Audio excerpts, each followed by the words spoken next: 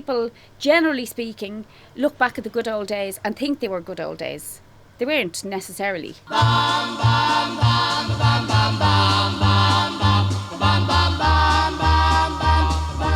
Everything was in Technicolor, you know,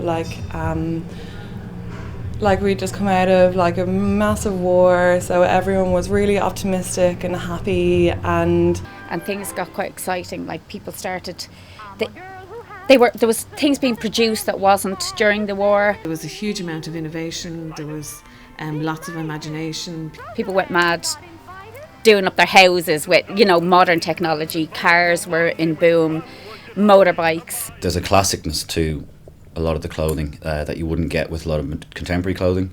I think that has a lot to do with the resurgence of vintage. It's part of a plan, part of a strategy. It's part of a plan. you know, at the moment, like if you look at Apple products like iPhones, like they're bringing out a new one every year. It's hectic.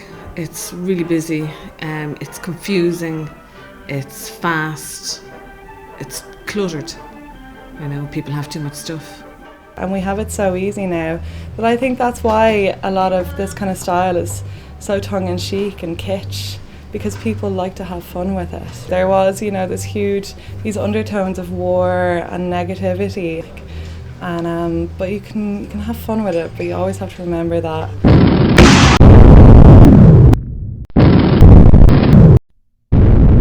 There were horrible things that happened to people as well, but that's going to happen all the time, you know, it's just human nature, you know. I think people are nostalgic, you know, they do want to have something that reminds them maybe of their youth or their granny or, you know, of old times.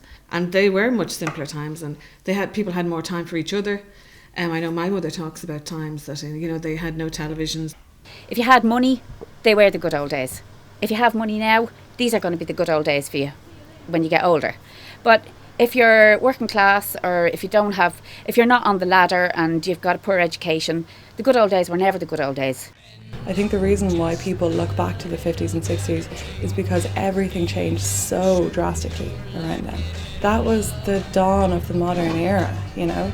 That is when everything changed for fashion and technology and music. I grew up in the 80s, and we had that then as well. Now it's here again, so I think it just, you know, comes in cycles. I think it's been done before. It'll be recycled again and again and again. It could just go just as quick as it came. Depends on what's popular, and I think high streets predict a lot of what's popular. And it just follows on that people take on the fashion then. Don't think it's necessarily people's own ideas that they're all of a sudden going back to vintage. It's one-dimensional, but people are one-dimensional, and people like things that are nice. People like nice things.